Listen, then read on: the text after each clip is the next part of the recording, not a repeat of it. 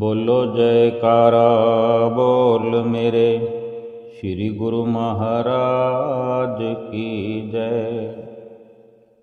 सभी गुरुमुख प्रेमियों से सप्रेम जय सच्चिदानंद। संसार में कोई भी व्यक्ति, कोई भी इंसान पूरा का पूरा दुखी हो, उसके पास किसी भी प्रकार का सुख हो ही ना, ऐसा तो नहीं हो सकता। कहने को तो कहा भी जाता है, सुना भी जाता है कि सारा संसार दुखों से भरा हुआ है। ये भी बात मानने की बात है ये, लेकिन अगर गहराई से विचार किया जाए, देखा जाए, हम अपने आप को देखते हुए भी ये महसूस करेंगे कि सारा का सारा हमारे हिस्से में दुख ही दुख है, सुख का नामो निशान नहीं है। ऐसा नहीं है, कुछ ना कुछ सुख हमारी झोली में डालकर प्रभु परमेश्वर ने हमें यहाँ भेजा है इस दुनिया में। और बहुत से हमारे भाई बहनों के पास खान पान के सामान, भोजन सामग्रियाँ और बढ़िया वेशभूषाएं, कपड़े और रहने के लिए मकान, बंगले और मोटर गाड़ी, सोना चांदी जैसे गहने आभूषण और आराम देने के लिए, सुख देने के लिए नौकर चाकर इत्यादि, इस प्रकार के सभी साधन मौजूद हैं। सभी साधनों से संपन्न हैं हमारे बहुत से भाई बहन इस दुनिया में, हम देखते होंगे। नहीं तो आज से इस ख्याल से हम प्रयास करें देखने का और कुछ समझने का, ताकि हम अपने जीवन में कुछ लाभ प्राप्त कर सकें। ये भी इशारा संतों महापुरुषों का है। क्यों इस प्रकार से वे समझाते हैं? इसलिए कि हर इंसान कहता है कि मैं दुखी हूँ, मेरे जीवन में दुख ही दुख हैं, अपनी परेशानियों का बयान करते हैं। लेकिन ऐसा क्यों है? इतना सब कुछ होते हुए, जिनके पास इतना सब कुछ है, मोटर गाड़ी बंगला, खाने पीने के लिए सब साधन, बहुत प्रकार के व्यंजनों की व्यवस्था है, मोटर गाड़ी में चलते हैं, अच्छे से अच्छे बंगले में रहते हैं, पहनने के लिए सुंदर सुंदर कपड़े पोशाक वगैरह हैं, नौकर चाकर उनके एक इशारे पर हुक्म हुजूरी करते हैं, फिर भी वो दुखी हैं। तो क्यों वो दुखी हैं? इसका एक कारण ये समझें कि उनके पास जो मौजूद सामान है, सुख सुविधाएं हैं, साधन हैं, उनको देखकर, उनको पाकर उन्हें संतोष नहीं है, संतुष्टि नहीं है। क्योंकि वे ऐसा सोचते हैं कि यदि मुझे धन संपत्ति थोड़ी और मिली होती, थोड़ा सोना चांदी और अधिक मिला होता, मकान बंगला थोड़ा बड़ा होता, या फिर एक है बंगला तो एक और होता, गाड़ी कार जो है उससे बड़ी होती, उससे महंगी होती, या एक से अधिक होती। यही कारण है कि उनकी इस सोच के अनुसार वे संतुष्ट नहीं हो रहे हैं। जो कुछ भी उनके पास साधन मौजूद हैं उनसे उन्हें संतुष्टि नहीं हो रही, और प्राप्त करने की उनकी जो इच्छा है, कामना है, इसी कारण से वे दुखी नजर आते हैं और दुखों का रोना रोते हैं।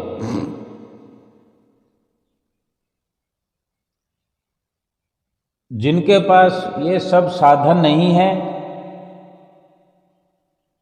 वे सोचते हैं कि इतना भर ही हमें मिल जाए तो हम सुखी हो जाएंगे, लेकिन वही साधन जिनके पास हैं वो सुखी नहीं दिखाई दे रहे। जब ये साधन नहीं होते तब तो ऐसा हर किसी के अंदर विचार चलता है कि इतना मिल जाए तो बहुत है, यानी हमने ये समझ लिया कि इनमें सुख है, इतने साधनों से सुखी हो जाएंगे। फिर वो साधन संसाधन मिल जाने पर क्यों नहीं सुखी होते कि फिर हम अपने सुखों का दायरा बढ़ा लेते हैं, और जो सुख हमें मिल जाना चाहिए था, मिलना था, उस सुखों से कोसों दूर हो जाते हैं, अपनी कामनाओं को बढ़ा के, अपनी इच्छाओं को बढ़ा के। ये एक भ्रांति है, एक भ्रम है, और इसी भ्रम के कारण ऐसे लोग दुखी रहते हैं।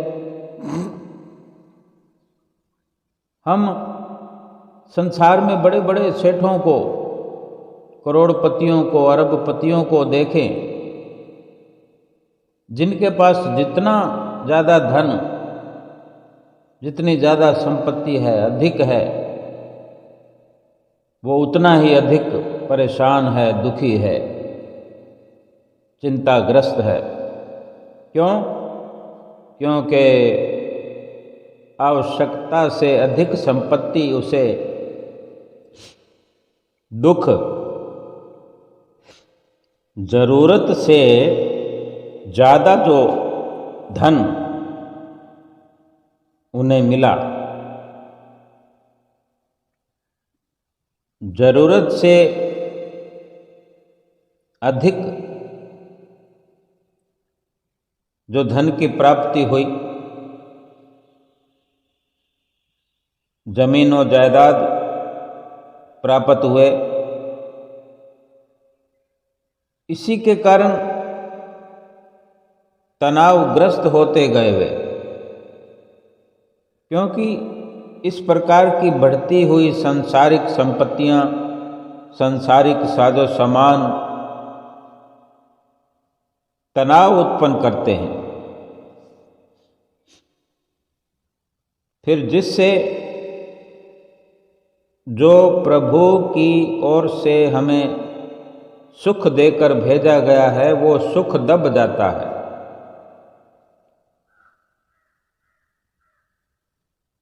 संत महापुरुष या हम जो कुछ भगवान से लेकर आते हैं अपने प्रारब्ध के अनुसार ही सही, एक हिदायत नित्य निरंतर हमें प्राप्त होती है।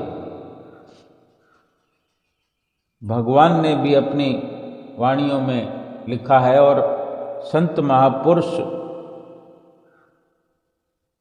हमारे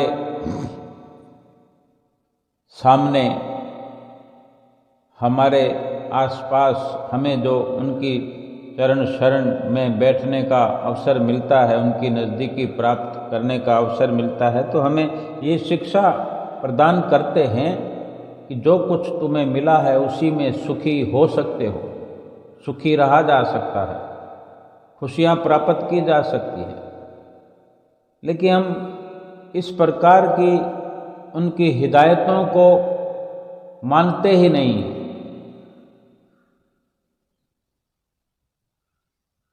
और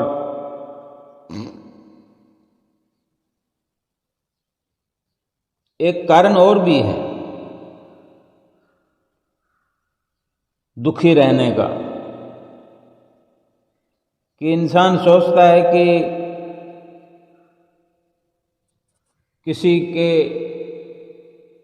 तरफ देखकर अपने से तुलना करता है तो वो पाता है कि फलां व्यक्ति के पास मुझसे ज़्यादा धन संपत्ति है तो क्यों है, मेरे पास जो बंगला है वो छोटा है, उसके पास बड़ा है, मेरी गाड़ी ऐसी है उसके पास मुझसे बढ़िया क्यों है।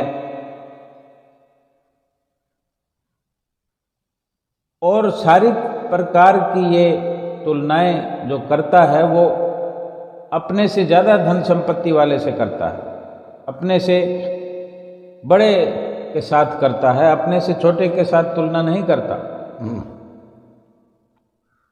ये कितनी गलत धारणा है।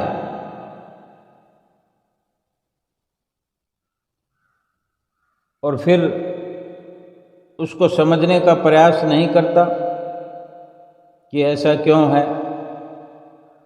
और इसी कारण दूसरों की धन संपत्तियां देखकर, दूसरों की अधिक तरक्कियां देखकर दुखी होना, चिंतित होना, परेशान होना, अपने भीतर ईर्ष्या होना, दूसरों के प्रति जलन होना, और इसी प्रकार के जो गलत विचार हैं, ये दोष हैं हमारे भीतर, तो हमारा प्रभु परमेश्वर की तरफ से जो मिला हुआ सुख है हमारे हिस्से का, वो कहीं खो जाता है। वो सुख इन गलत भ्रांतियों के कारण, गलत धारणाओं, गलत सोच के कारण वो सुख दब जाता है। अगर यदि हम सुखपूर्वक जीना चाहते हैं, अगर हमें सुखपूर्वक जीवन व्यतीत करना है, तो अच्छे ढंग से हम सोचना सीखें।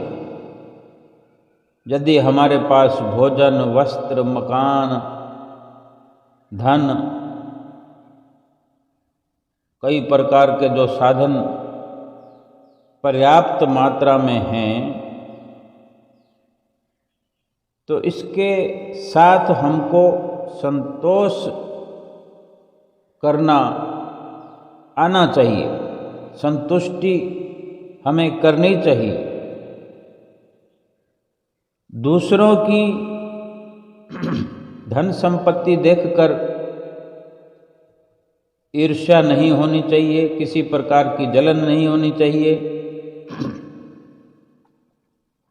यदि हम इस प्रकार की सोच बना लेते हैं, बना लेंगे,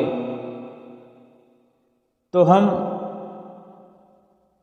भली प्रकार से सुखी रह सकते हैं, सुखी हो सकते हैं, ये जीवन सुखपूर्वक व्यतीत कर सकते हैं। अगर यही सोचते रहेंगे, दूसरों का ख्याल करते रहेंगे, दूसरों के धन पदार्थ देखते रहेंगे, तो अपने वाले धन पदार्थ और साधनों से उनके साधनों के होते हुए भी उनसे दूर होते चले जाएंगे, उसका लाभ नहीं होगा हमें।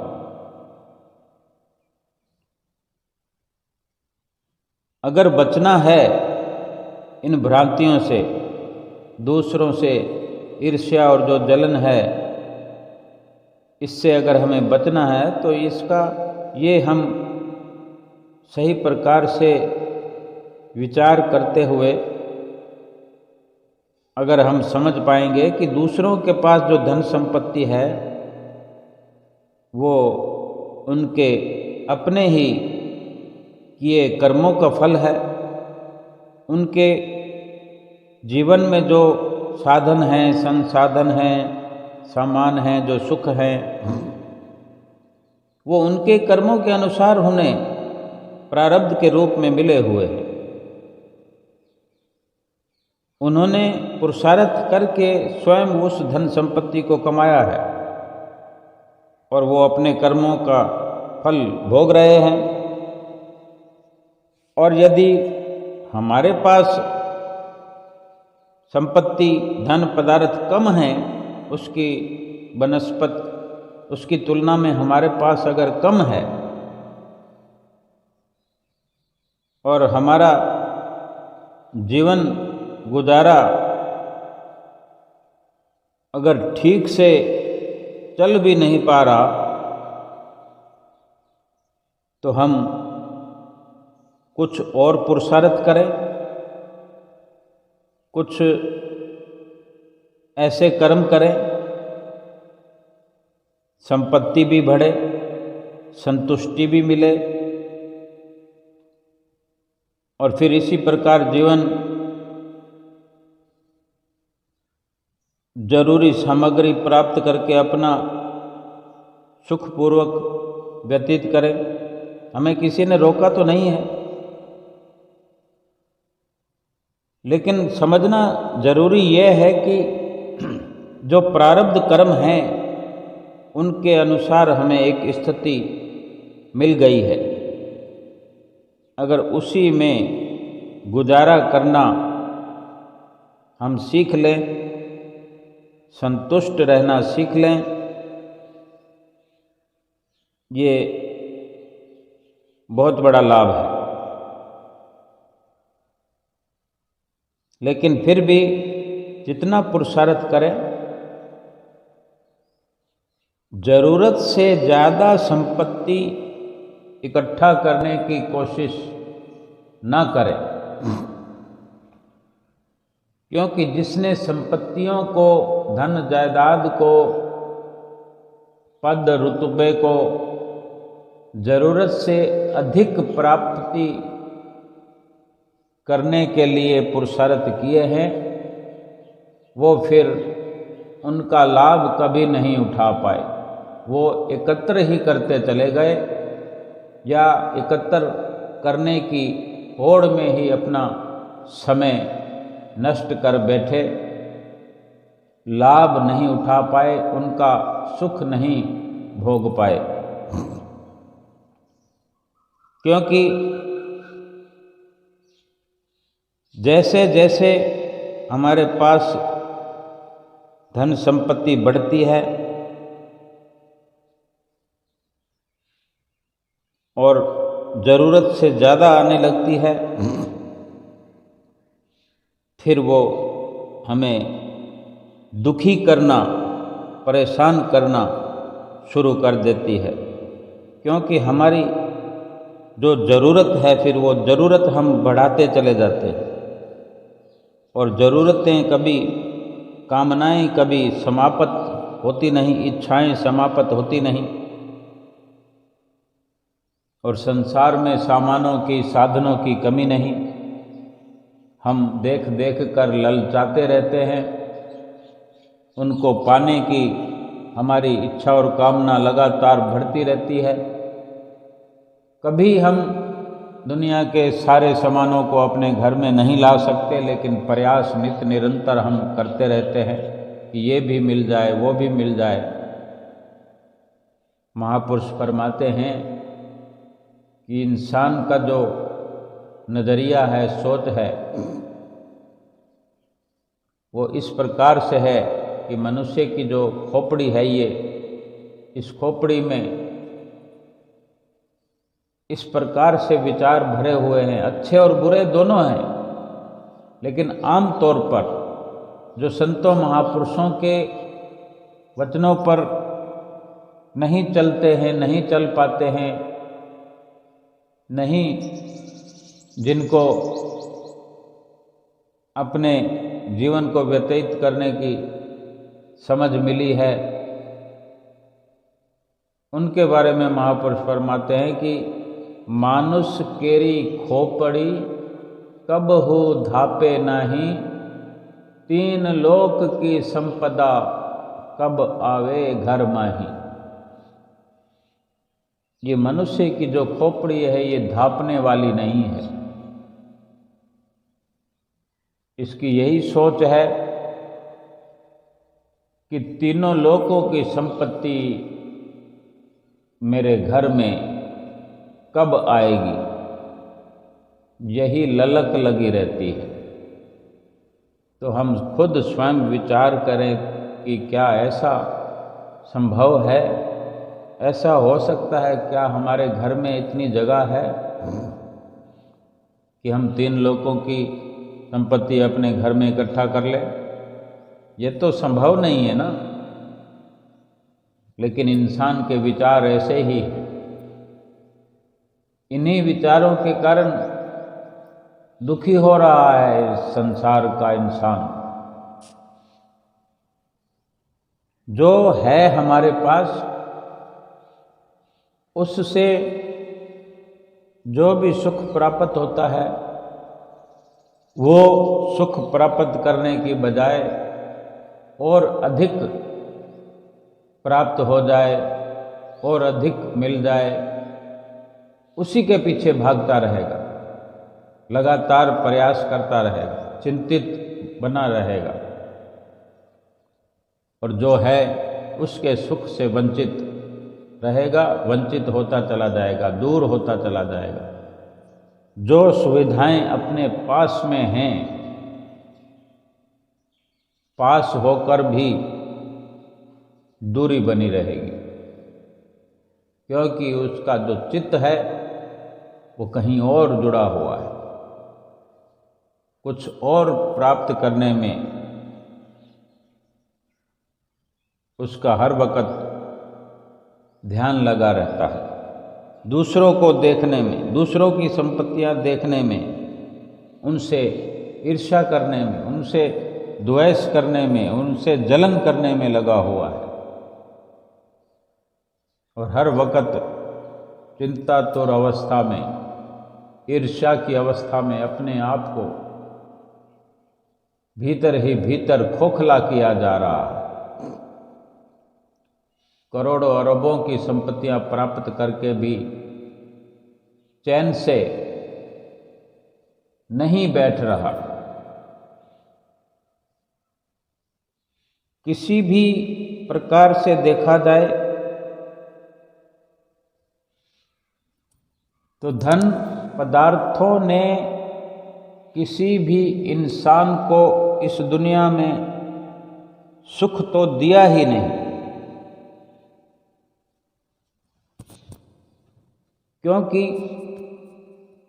धन पदार्थ में इसीलिए महापुरुष फरमाते हैं कि सुख तो है ही नहीं, क्योंकि जिसने धन पदार्थों में सुख मान लिया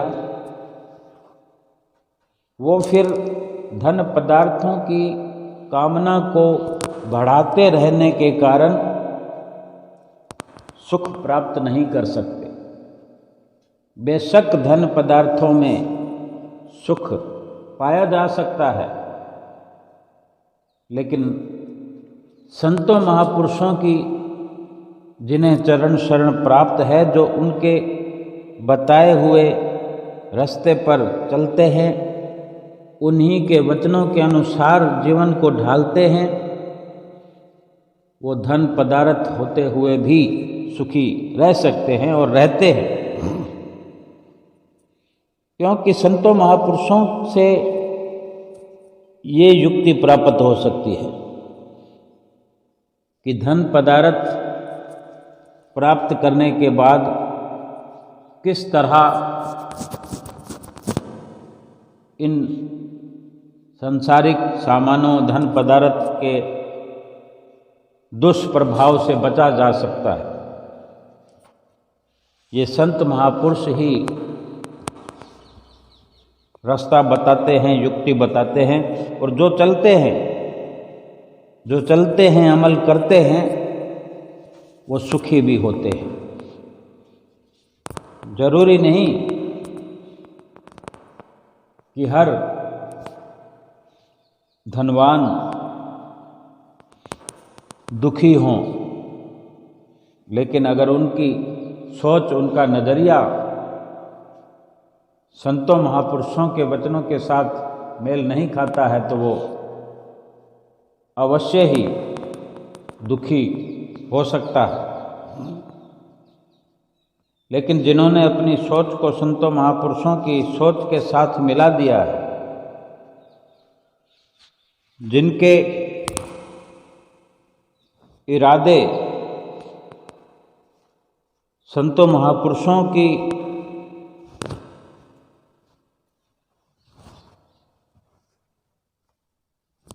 जो विचारधारा है उनके अनुसार लगातार सत्संग और सत्य की राह पर चलने वाले, सत्य के साथ अपना रिश्ता जोड़ने वाले इरादे बन जाते हैं, ख्याल बन जाते हैं, विचार बन जाते हैं। और इसी प्रकार के विचारों से उनका जो जीवन है भरपूर हो जाता है, तो फिर दुनिया के साजो सामान अपना दुष्प्रभाव नहीं डाल सकते और इंसान खूब आनंदपूर्वक अपना जीवन व्यतीत कर सकता है। केवल दुनिया में एक ही तरीका है, एक ही ये तरीका हो सकता है कि संसार में अगर किसी भी दुष्प्रभाव से बचना है, निर्लेप होना है, आनंदपूर्वक जीवन व्यतीत करना है, तो वो संतों महापुरुषों की रहनुमाई से, उनके मार्गदर्शन से संभव हो सकता है।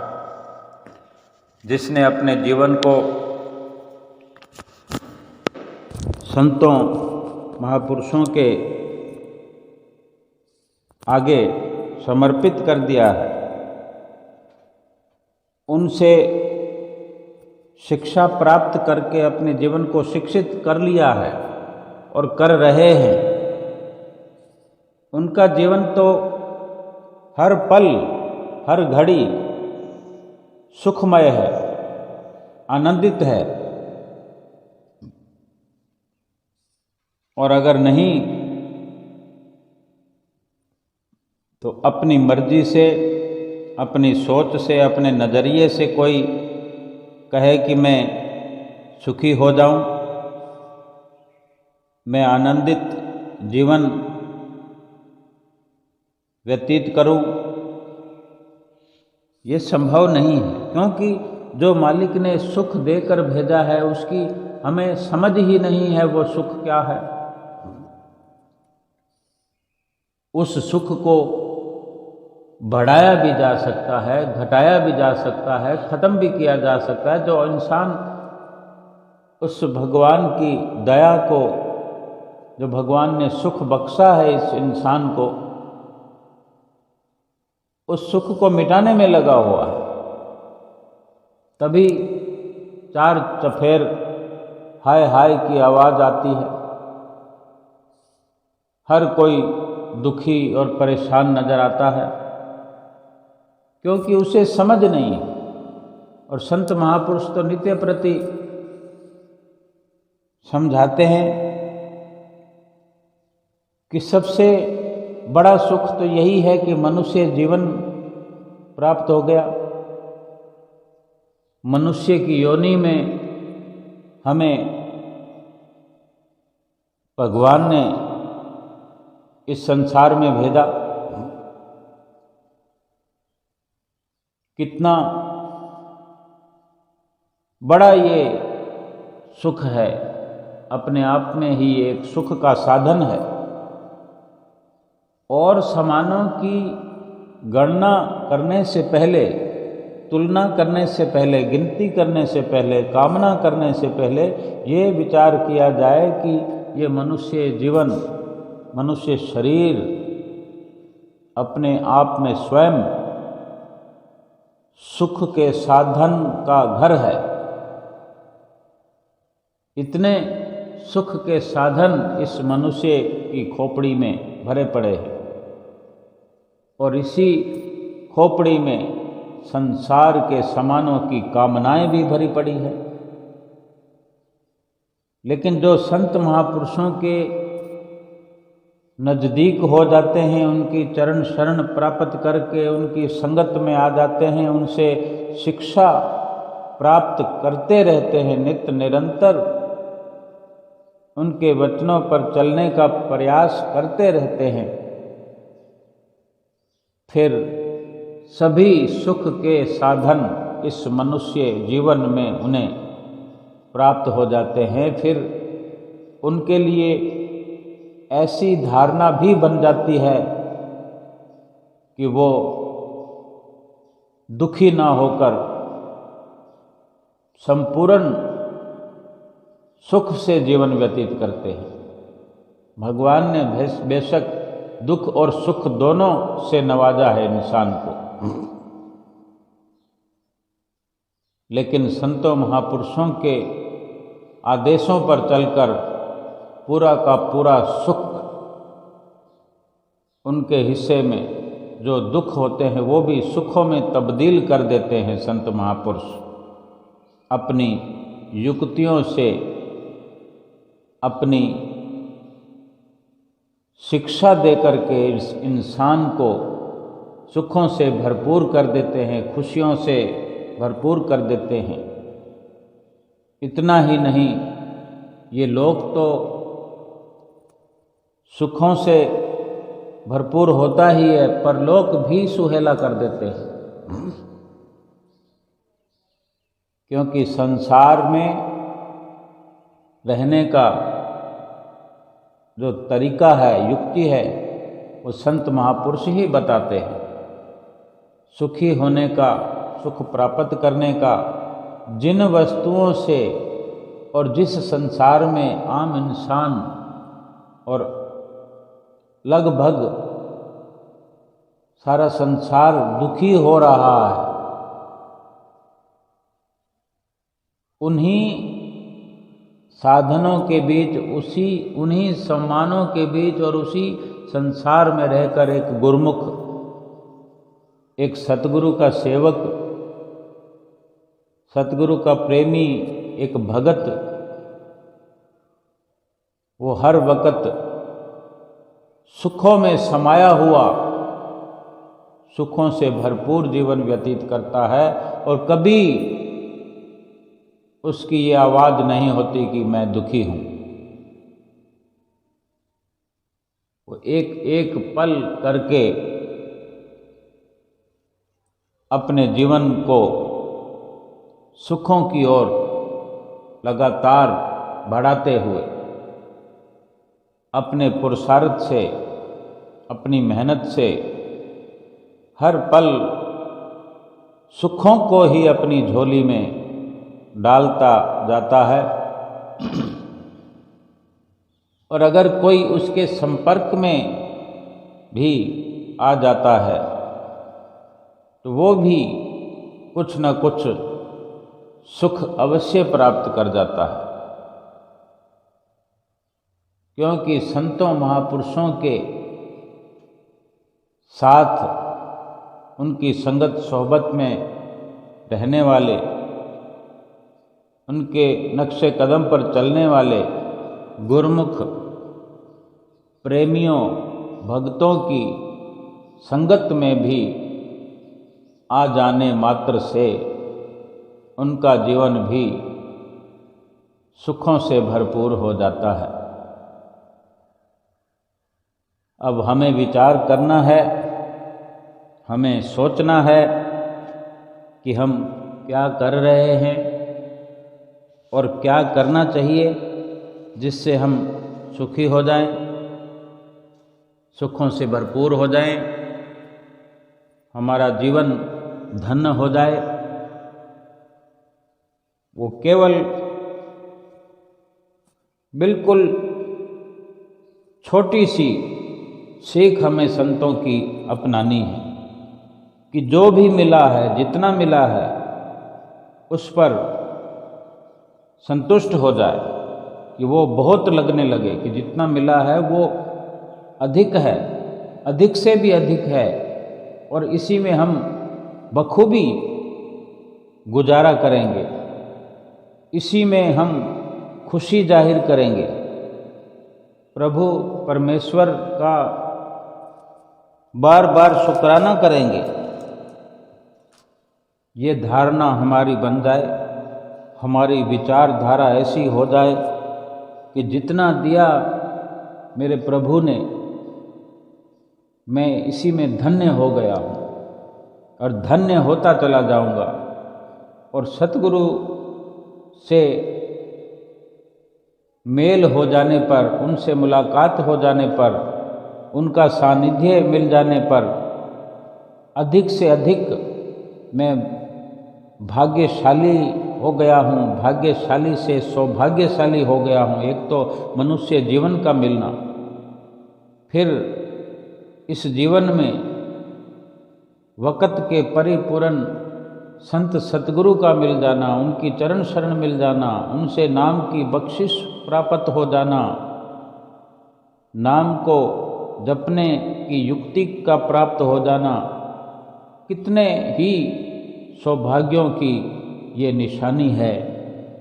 और इसी प्रकार अपने आप को सौभाग्यशाली समझते हुए, सौभाग्यशाली अपने आप को समझकर अधिक से अधिक अमल करते हुए हम अपना जीवन व्यतीत करते चले जाएं और ढेर सारी खुशियां अपने जीवन में प्राप्त करें और अपने इस लोक को और परलोक को सुहेला करें। महापुरुषों की ढेर सारी प्रसन्नता प्राप्त करें और बड़ी खुशी से हर पल व्यतीत करते हुए खुशी खुशी इस लोक से परलोक की ओर अपने प्रभु के धाम में पहुंच जाएं। बोलो जयकारा बोल मेरे श्री गुरु महाराज की जय।